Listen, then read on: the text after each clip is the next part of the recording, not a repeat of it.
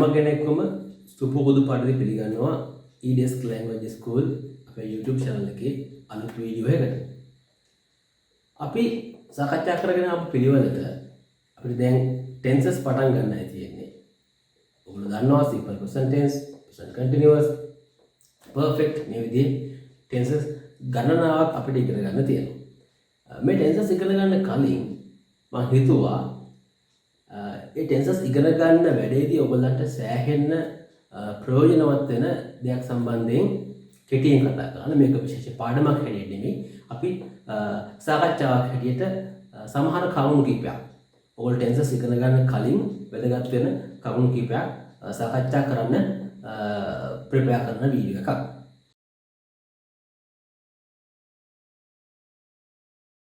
Structure and usage. මොකද්ද මේ structure එක? මොකද්ද යූසේජ්?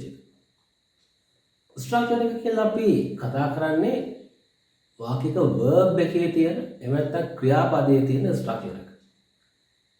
දැන් කලින් වීඩියෝ එකේදී අපි මේ සම්බන්ධයෙන් කෙටියෙන් කතා කළා. මම ඔයගොල්ලන්ට වෙනම ෂෝට් නෝට් එකක් හැටියට මේ වීඩියෝ එකේදී මේ ස්ට්‍රක්චර්ස් පහසුවෙන් ඔයගොල්ලන්ට මතක තියාගන්න පුළුවන් විදිහේ සටහනක් දුන්නා.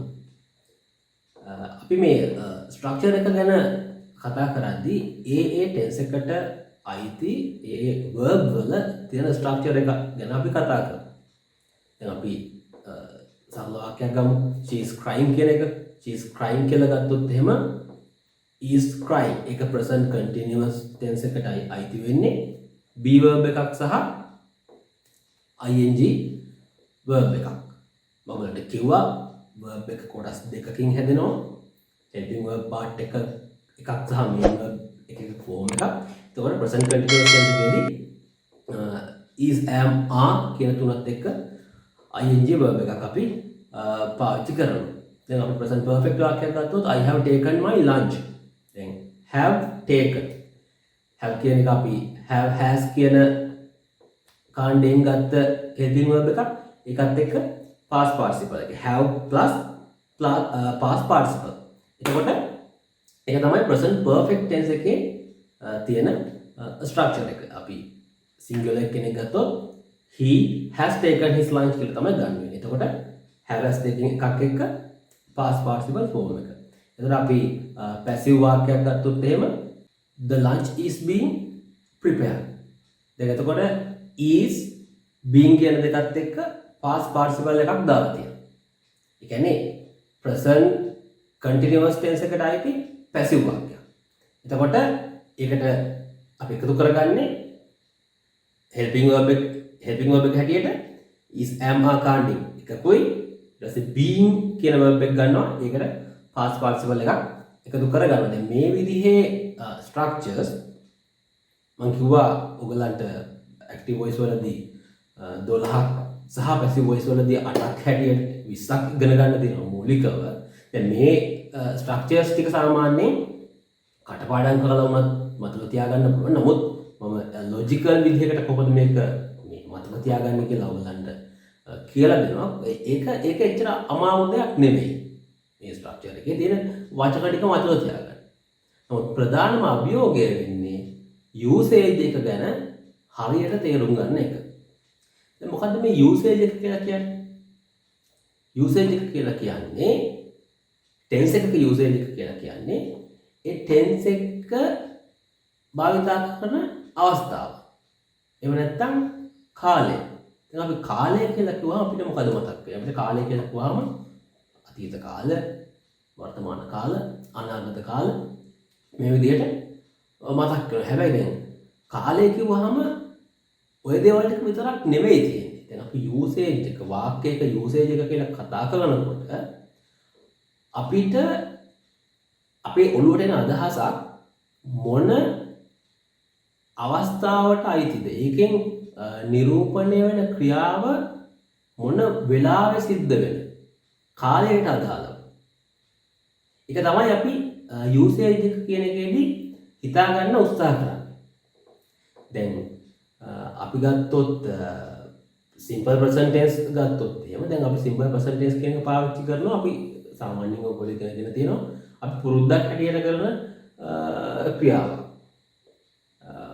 I read newspapers every day. He watches television every evening. දැන් ඒ විදිහට ගත්තොත් ඒ වාක්‍යයේ පුරුද්දක් හැටියට කරනවා කියන එක. කාලය වශයෙන් ගත්තොත් මේක සිද්ධ වෙන්නේ එයා පුරුද්දක් වශයෙන් හැම කාලයකදී මේක කරලා තියෙන පුරුද්දක් වශයෙන්. එතකොට අපි දැන් simple present tense එකේ usage එකක් ඇත්තනවා. usage එකක් simple present tense කියන කෝත් usage ගොඩක් තියෙනවා. simple present tense එකේ එක ප්‍රධාන usage එකක් භාවිතයක් හැටියට අපි මේක අඳුන ගන්නවා. දැන් ඊට පස්සේ අපි ගත්තොත් දැන් අතීත කාලය අපි past tense කියලා කියන්නේ සිද්ධ වෙලා අවසන් සිද්ධියක්. ඒතකොට අපි ඒක අතීත කාලේ තමයි අපි ඒක භාග දෙන්නේ. දැන් present continuous අපි කලින් කතා කරපු උදාහරණ අපි she is crying වගේ වාක්‍යයක් කතා කළා. මේ අපි කතා කරන මොහොතේ හැබැයි දැන් අපි ගත්තොත් ඒකට විතරක් සීමා වෙන්නේ නැහැ. දැන් present continuous කියන එක ගත්තොත් එහෙම අපි අනාගත කාලය ගැන කතා කරන present continuous පාවිච්චි කරනවා. දැන් I am coming tomorrow. මම හෙට එනවා. දැන් අපි සාමාන්‍යයෙන් මේ අනාගත කාලය කියලා කිව්වහම හිතාගන්නේ will කියන එක පාවිච්චි කරනවා කියලානේ. will කියන එක පාවිච්චි කරන එක විතරක් නෙවෙයි. අපි plan කරලා තියෙන event එකක් නම් මම හෙට එන බව මම තීරණය කරලා තියෙනවා. ඒතර මම කෙනෙක්ට එක කියන්නේ I am coming tomorrow කියලා. එතකොට simple present tense එක අපි පාවිච්චි කරනවා සමහර වෙලාවට අනාගත කාලය ගැන කියන්න. දැන් මේ අපි දන්නවා මේ දුම්රියක් පිටත් වෙන වෙලාව. දැන් අපි ගත්තොත් ලංකාවේදී අපි දන්නවා පොඩි මැණිකේ. දැන් පොඩි මැණිකේ ට්‍රේන් එක අපි දන්නවා උදේ 5:55ට පිටත් වෙනවා. දැන් අපි කියනවා පොඩි Menike leaves at 5:55 in the morning. දැන් එතන අපි කියන්නේ simple present tense වලින්. ඒකට හේතුව තමයි එකත් අනාගතයේ සිද්ධ වෙන දෙයක්. අපි එතනදී වඩා කාලසටහනකට අනුව අනාගතයේදී සිද්ධ වෙන දෙයක්. ඒ වුණාම අපි simple present පාවිච්චි කරනවා. අර කලින් කියපු උදාහරණයේදී වගේ I am coming tomorrow වගේ අපි මගේ personal arrangement එකක් මම දාගත්ත එකක් නම් සහ ඒක plan කරලා නම් තියෙන්නේ අපි ඒ ලාට ඒක present continuous tense එක පාවිච්චි කරලා දැන් අපිට එතකොට තේරුම් ගන්න හැකි අපිට දැන් මේ tense එකට මේ ප්‍රයෝජනයම මෙන්න මේකයි usage එක කියලාම අපිට වෙන් කරලා තියාගන්නත් බෑ. ඒකෙන් අපිට විවිධ usages වලට පාවිච්චි කරනවා. එතකොට හැමතිස්සෙම අපිට එන අදහස අපිට අඳුර ගන්න පුළුවන් වෙන්න ඕනේ අර කියන මොන අවස්ථාවටද අයිති ආවයි. එහෙනම් අපි මේ tense එක එකේ මේ tense එකේ usage එක ඒකට පාවිච්චි කරන්න පුළුවන් නිසා අපි ඒක පාවිච්චි කරනවා කියන එක. දැන් අපි ගත්තොත් මේ present perfect වගේ එකක් අපි මේවා දිගට කතා කරනවා. අතීතයේ සිද්ධ වෙලා තියෙන ඒත් අපි ඒකේ ප්‍රතිඵලය ඒ consequence එක අපි දැන් අත්විඳින්මින් ඉන්න අවස්ථාවක තමයි අපි මේ present perfect tense එක පාවිච්චි කරන්නේ. අපි ගත්තොත් he has eaten my chocolate. එයා මගේ chocolate එක කාලා. දැන් එයා chocolate එක කෑවා කියන එක මේ සිද්ධ වෙලා තියෙන්නේ අතීත කාලේදී. එයා කාපු නිසා දැන් මට ඒක දැන් මට කන්න විදිහක් නැහැ. ඒක තමයි consequence එක. තමයි ප්‍රතිඵලය. මම සරලව කතා කරන අපි මේක present perfect කතා කරන්නේ දිගට කතා කරනවා. මම පැහැදිලි කරන්න උත්සාහ කළේ මේ usage එක තේරුම් ගනිද්දී අපිට එක උදාහරණත් එක්ක වැඩ කරලා ඒ උදාහරණ ඔස්සේ අපි කල්පනා කරලා හිතලා අපිට මේ usage එක අඳුර ගන්න වෙනවා කියන එක. ඒක ටිකක් අමාරු වැඩක්. ස්ට්‍රක්චර් එක මතක තියාගන්න වඩා අමාරු වැඩක්.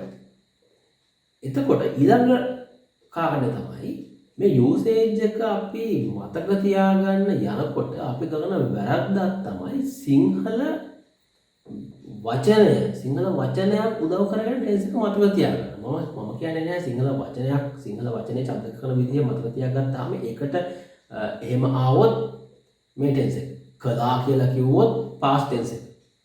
කරනවා කියලා කිව්වොත් present tense එක. ඒක වැරදීම කියලා මම කියන්නේ නැහැ.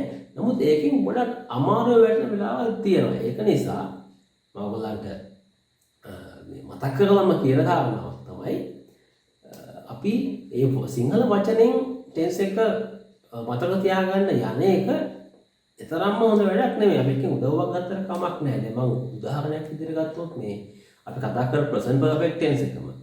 දැන් ඒකෙදි සාමාන්‍යයෙන් අපිට උගන්වනවා කරලා තියෙනවා කියන විදිහට අවසාන වුණොත් ඒක අපි ප්‍රසන්ට් පර්ෆෙක්ට් විදිහට ගන්නවා. ඒ කියන්නේ මම යාට කතා කරලා තියෙනවා කියලා ගත්තොත් එතනදී ඒක අපි පර්ෆෙක්ට් වලින් ගන්නවා කියලා අපිට සාමාන්‍යයෙන් අපිට උගන්වනවා. ඒක හරි. කතා කරලා තියෙනවා කියලා කිව්වොත් අපි ගන්නවා තමයි ප්‍රසන්ට් පර්ෆෙක්ට් හැටියට. නමුත් ඒකම අපි ඒකෙම හිතා ගන්න ගියොත් මෙහෙම මේ කරලා තියනවා කියලා આવොත් පර්ෆෙක්ට්. ඒකේ අපි අමාරු වෙන්න වෙලාවක් තියෙනවා. දැන් අපි ගත්තොත් එහෙම මේ වගේ වාක්‍යයක්. ඒගොල්ලෝ කමෙන්ට් ගහලා කිව්වොත් එතකොට ඒතර ගහලා තියනවා කියලා කියන්න ඕනේ නැහැ. ගහලා කියලා ඒක අපි වාක්‍ය ඉවර කළා. ඒකේ ප්‍රයෝජනය ඒකේ ප්‍රමේ කියන්නේ ඒක අපි යොදාගෙන තියෙන අවස්ථාව තමයි ප්‍රසන්ට් පර්ෆෙක්ට්. එතකොට මම අර කලින් කියපු මම කිව්වා ප්‍රසන්ට් පර්ෆෙක්ට් ටෙන්ස් එක අඳුන ගන්න එක විදිහක්. තව ගොඩක් විදි තියෙනවා. අන්න ඒ දේ තමයි අපි ඉගෙන ගන්න ඕනේ. ප්‍රසන්ට් පර්ෆෙක්ට් කියන ටෙන්ස් එක අඳුනගන්නේ කොහොමද? අපිට අපේ ඔළුවට එන හැඟීම ප්‍රසන්ට් පර්ෆෙක්ට් ටෙන්ස් එකක් කියලා අපි කොහොමද අඳුනගන්නේ? මේ කියන්නේ ප්‍රසන්ට් පර්ෆෙක්ට් ටෙන්ස් එකටයි අයිති කියලා අපි කොහොමද අඳුනගන්නේ? ඒක තමයි අපි කරන්න ඕනේ. එහෙම නැතුව මේ වචනෙන් මේ වචනේ නම් මේ ටෙන්ස් එක. මේ වචනේ ඉවරනොත් මේ ටෙන්ස් එක කියලා හිතා ගන්න එක නෙමෙයි. දැන් අපි තව එක උදාහරණයක් ගත්තොත් එහෙම දැන් මම උගන්වමින් ඉන්නවා. I am teaching English now. I am teaching. ඒතකොට present continuous tense එක ගන්න. උගන්වමින් ඉන්නවා කියන එකනේ. දැන් අපි මෙහෙම වාක්‍යයක් ගත්තොත් මම අවුරුදු 6ක් තිස්සේ ඉංග්‍රීසි උගන්වමින් ඉන්නවා. එතකොට ඒක අපි කියන්නේ I have been teaching English for 6 years. දැන් එතනත් සිංහලෙන් කියවෙන්නේ උගන්වමින් ඉන්නවා කියලා. ඒ tense එක have been teaching. කියන්නේ present perfect continuous කියන tense එක. ඒ කියන්නේ අපි අතීතයේ යම් අවස්ථාවක පටන් අරගෙන කාලයක් තිස්සේ මේ මොහොත වෙනකොට කරමින් ඉන්නවා. ඒක අවුරුදු 6ක් තිස්සේ ඉංග්‍රීසි උගන්වමින් ඉන්නවා. දැන් ඒක තමයි යූසේජ් එක. අතීතයේ යම් අවස්ථාවක පටන් අරගෙන මේ මොහොත වෙනකොට අපි ඒක කරගෙන යනවා. හැබැයි මේ මොහොතේ කරමින් ඉන්නවා කියන එක කියවෙන්නේ කරමින් ඉන්නවා කියලා. ඒතකොට ඔයගොල්ලන්ට පේනවා අපි වචනෙන් කරමින් ඉන්නවා, කතා කරමින් ඉන්නවා, පාඩම් කරමින් ඉන්නවා කියන එක ඒ වචනෙන් අපි තේරුම් ගන්න ගියොත් මේක ප්‍රසන්ට් කන්ටිනියස් කියලා අපිට සමහර අවස්ථාවල මග යන්න පුළුවන්. ප්‍රසන්ට් පර්ෆෙක්ට් කන්ටිනියස් ටෙන්ස් එකෙන් කන්ටිනියස් ටෙන්ස් එක පාවිච්චි කරනවා. ඒක නිසා මම ටෙන්සස් ඉගෙන ගන්න කලින් මේ පාඩම මේ වීඩියෝ එක විශේෂයෙන්ම කළේ ඔයගොල්ලෝ ටෙන්සස් ඉගෙන ගනිද්දී ඒකේ යූසේජ් එක ඉගෙන ගනිද්දී අවධානය යොමු කරන්න ඕනේ ඒ අවස්ථාව ගැන. අපේ ඔළුවට එන අදහස මොන අවස්ථාවට මොන කාලයට අයිතිද කියන එක තේරුම් බේරුම් කරගන්නේ කොහොමද, ඊට පස්සේ ටෙන්ස් එක අපි තෝරගන්නේ කොහොමද කියන එක. අපි නම් ඊළඟ වීඩියෝස් වලදී පිළිවෙලට මේ ටෙන්සස් ඉගෙන ගමු. බොහොම ස්තුතියි මේ වීඩියෝ එකට සම්බන්ධ වුණාට. Thank you.